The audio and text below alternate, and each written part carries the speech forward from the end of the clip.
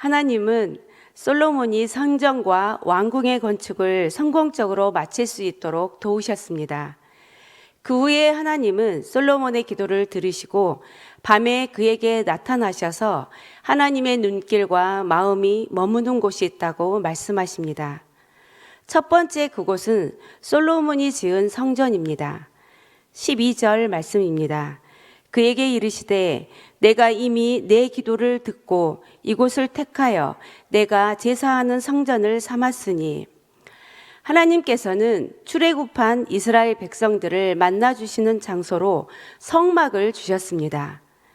하나님의 백성들이 하나님께 나아올 수 있도록 통로를 열어주신 것이죠. 이 백성들은 가나안 땅에 들어가서 성전 짓기를 원했습니다. 그 이유는 당시 다른 이방 종교들이 성전을 가지고 있었기 때문입니다. 솔로몬은 이제 아버지 다윗이 약속하셨던, 그렇게 짓고 싶어 갈망했던 하나님의 성전을 지었습니다. 그리고 완공할 때는 낙성식을 초막절에 마쳤습니다. 초막절 일주일과 낙성식 일주일을 합쳐서 2주 동안 큰 축제를 드리게 됩니다. 온 민족이 함께 기뻐하는 것입니다. 솔로몬이 간절히 기도했던 대로 그 기도는 다 응답되었습니다. 그리고 특별히 성전 낙성식에 드렸던 기도에 대한 오늘의 응답을 보게 됩니다. 솔로몬 성전은 제사 드리는 집이라는 것입니다. 제사란 무엇입니까? 죄를 사함받기 위해서 그렇게 지어진 제사입니다. 용서를 받기 위한 것이 바로 제사라는 것이죠. 그것을 하나님께서 받으시겠다는 것입니다. 왜 이렇게 구별된 장소를 택했습니까? 하나님은 성전에만 계시는 분이십니까? 그렇지 않습니다. 하나님은 무소부재하신 분이십니다. 하나님은 온 천지와 온 우주에 계시지 않은 곳이 없습니다. 지금 이 자리에도 우리와 함께 계십니다.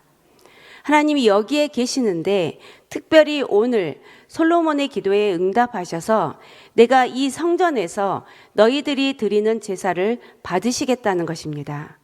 그 기도를 들으시겠다는 것입니다. 그래서 오늘 특별한 축복의 말씀을 해주시는 것입니다. 역대하 2장 3절에서 10절 말씀에도 솔로몬의 성전관이 잘 나타나 있습니다. 솔로몬은 후레암에게 보내는 편지에서 그가 하나님을 위해 지을 성전은 그 앞에 분향하기 위한 장소로 쓰일 것이다 라고 말하고 있습니다. 그리고 하나님이 무소부재하신 분이시기 때문에, 그리고 초월자이시기 때문에 어떠한 특정한 장소에 한정될 수 없다는 사실과, 그럼에도 불구하고 그 성전을 통하여서만 하나님의 백성들이 그분께 나아갈 수 있다는 정확한 성전관을 고백하고 있음을 우리는 볼 수 있습니다. 성경은 성령께서 우리 안에 오시면 가장 먼저 일어나는 반응이 있다고 하십니다. 구원받은 증거로 성령 하나님이 우리 안에 오시는 것입니다. 그리고 성전 삼으셔서 하나님을 아버지라 부르게 하신다는 것입니다. 우리 안에 성령이 오셔서 제일 먼저 하시는 일이 하나님을 아버지라고 인식하고 아버지라고 부를 수 있는 은혜를 주신다는 것입니다. 여러분, 왜 하나님께서 하나님과 우리의 관계를 아버지와 자녀의 관계로 설정해서 표현했을까요? 자녀는 부모의 사랑을 절대 따라할 수 없기 때문입니다. 우리를 아들이라고 불러주신 것은 그분의 그 크신 사랑을 우리에게 표현해 주시는 방법입니다. 사랑하는 성도 여러분, 우리가 너무나 당연하게 생각하는 것 하나가 있습니다. 하나님이 우리를 참 사랑하신다는 것입니다.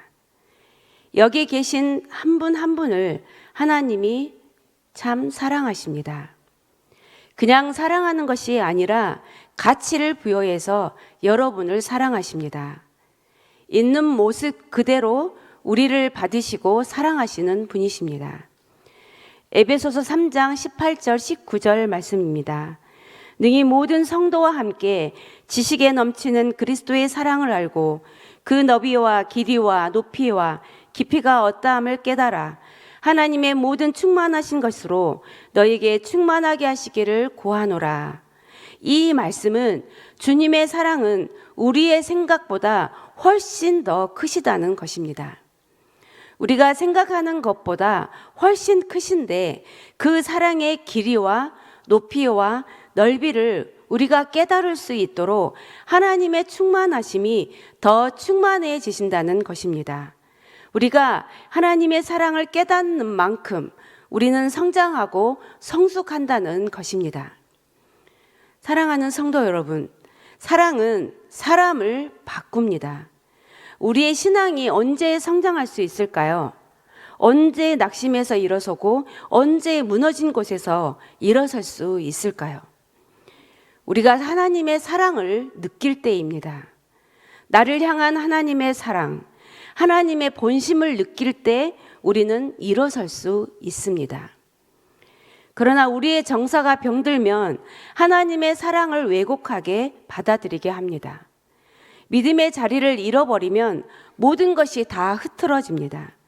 믿음이 약해진다는 것은 하나님과의 교제가 끊어진다는 것입니다. 하나님과 대화하지 않고 살아서입니다. 하나님은 우리의 믿음의 수위가 떨어져서 침체에 빠져 있다 할지라도 성령이 거하시는 여러분의 심령 안에서 우리의 중심을 보시고 응답하시겠다고 말씀하십니다. 두 번째, 악한 길에서 떠나 스스로 낮아져서 하나님의 얼굴을 찾는 회개의 자리입니다. 솔로몬은 기도에서 백성들이 성전과 성전의 제단을 향하여 기도를 드릴 때 하나님이 응답하여 주시기를 간구합니다.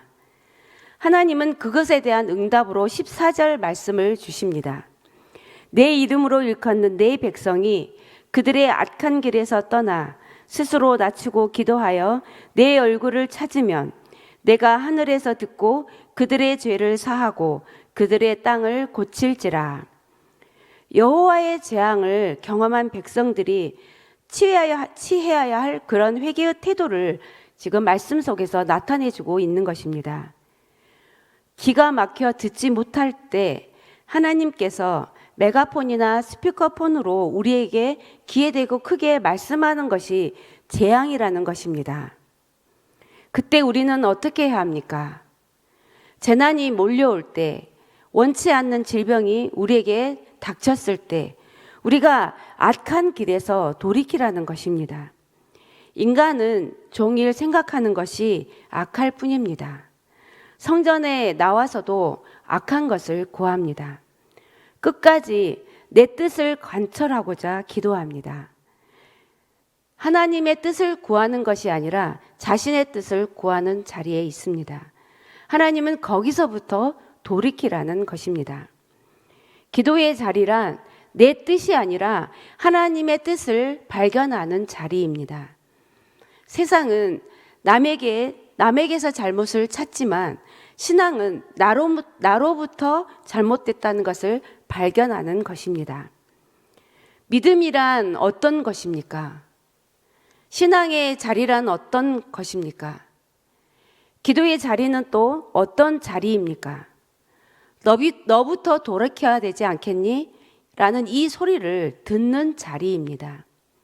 우리는 다른 사람이 바뀌어야 하고 세상이 바뀌어야 한다고 생각하는 사람들입니다. 그러나 하나님은 너부터 바뀌어야 한다고 말씀하십니다. 사실 내가 바뀌지 않으면 아무것도 변하지 않습니다. 어디서부터 시작해야 하겠습니까? 어디서부터 바르게 해야겠습니까? 오늘 말씀은 내가 먼저 악한 길에서 돌이키라는 것입니다. 우리가 지금 악한 길을 걷고 있다는 것입니다. 그 길에서 떠나 스스로 낮추고 기도하라는 것입니다. 여러분, 낮아져야 기도합니다. 고난이 없고 모든 것이 풍족하면 기도하지 않습니다. 가난해져야 기도합니다. 가난한 심령이 되어야 기도합니다. 상한 심령이 되어야 기도의 자리에 나와 앉습니다. 그렇게 낮아져서 무릎을 꿇고 두 손을 들고 아버지의 이름을 부르는 것으로 충분합니다. 그렇게 하나님의 얼굴을 구하면 충분합니다. 그렇게 구할 때 하나님의 눈길이 그곳에 머물 것입니다. 그러나 우리가 악한 길에서 돌이키지 않고 그 길에서 끝까지 고집하고 산다면 큰일입니다. 인간은 완악합니다. 바로를 보십시오. 아무리 재난을 겪었어도 열재앙이 다 내려도 그는 완악했습니다. 미련한 아이는 끝까지 부모를 대적합니다. 지혜로운 아이는 반대로 빨리 용서를 구합니다. 그렇게 용서를 구하면 하나님은 70번씩 7번이라도 용서해 주시는 분이십니다. 하나님의 인자하심과 긍휼하심을 힘입어서 나아갈 수 있기를 바랍니다. 기도의 자리란 용서의 자리가 되어야 한다라고 말씀하십니다. 그때는 그들의 죄를 사할 것이요 그 땅을 고칠 것이다 라고 말씀하십니다. 하나님께서는 어떻게 용서하시겠다고 말씀하십니까? 전심으로 의뢰하고 기도하면 그런 일이 일어날 것이다 라고 말씀하십니다. 예배의 자리를 사모하셔야 합니다. 예배의 자리를 사모해야 살 수 있습니다. 예배하는 시간의 관객이 아니라 예배자의 자리로 예배자로서 나아와야 살 수 있습니다. 오늘 드리는 이 예배가 또 하나의 예배가 아닌 마지막 드리는 예배인 것처럼 주님을 만나는 새로운 예배가 되시기를 바랍니다. 하나님은 늘 똑같은 힘을 주시는 분이 아닌 날마다 새로운 힘을 주시는 분이십니다. 우리 자신이 악한 길에서 떠나야 합니다. 내 생각과 내 뜻을 추구하는 삶, 그 삶 전체가 악한 길입니다. 우리는 안 믿는 사람들을 악하다고 말하지 말아야 합니다. 우리는 믿는다고 하면서도 우리의 뜻을 끝까지 고집하고 추구하는 보다 더 악한 사람들이기 때문입니다. 주님께서 오셔서 그 말씀을 하십니다. 주님은 세리나 창녀를 나무라지 않으셨습니다. 주님은 성전에서 기도할 때 두 사람을 보고 누가 더 의로운지 묻습니다. 바리새인은 와서 고개를 들고 세리처럼 살지 않게 해주셔서 감사합니다. 그렇게 기도하지만 세리는 와서 얼굴을 들지 못한 채 불쌍히 여겨달라고 기도합니다. 예수님께서 우리에게 물으십니다. 하나님께서 누구의 기도를 들으셨겠느냐? 누가 더 의로운 사람이냐? 누가 더 의롭다고 하겠느냐? 오늘날의 이런 모든 문제가 이 땅이 고쳐지지 않는 까닭은, 이 땅이 여전히 이런 상태인 것은 하나님 믿지 않는 백성들과 동일한 모습으로 살아가는 우리 때문이라고 말씀하시는 것입니다. 세 번째, 하나님의 이름을 부르는 기도의 자리입니다. 15절과 16절입니다. 이제 이곳에서 하는 기도에 내가 눈을 들고 귀를 기울이리니 이는 내가 이미 이 성전을 택하고 거룩하게 하여 내 이름을 여기에 영원히 있게 하였음이라. 내 눈과 내 마음이 항상 여기에 있으리라. 아멘. 16절에 여기 내 눈과 내 마음은 열왕기상 9장 3절에서는 거기 눈길로 번역되어 있습니다. 기도하는 거기 중심에 항상 하나님의 눈길이 있다는 것입니다. 얼마나 감사한 말씀입니까? 우리가 하나님 구별하여 이곳에서 기도하겠습니다 라고 하면 하나님의 눈길이 그곳에 머물러 듣고 응답하시겠다는 것입니다. 우리의 우선순위가 바뀌어야 합니다. 기도의 자리는 첫 자리입니다. 기도의 자리는 회복의 자리입니다. 오늘 다시 이 예배의 자리, 기도의 자리에서 우리가 기도할 때 하나님 먼저 저부터 돌이키게 하여 주시옵소서. 제 죄가 드러나게 하여 주시옵소서. 저부터 회개하게 하여 주시옵소서. 이렇게 간절히 기도하는 우리 모두가 되기를 바랍니다. 하나님의 눈길과 하나님의 마음이 항상 머무는 그곳에 오늘도 여러분을 하나님이 찾고 계십니다. 여러분은 하나님의 아들 예수 그리스도의 피값으로 사신 분들이십니다. 당신의 핏값으로 사신 우리를 기다리고 계십니다. 여러분이 계시는 그 자리가 하나님의 눈길과 마음이 머무는 곳이 되기를 간절히 바라고 소망합니다.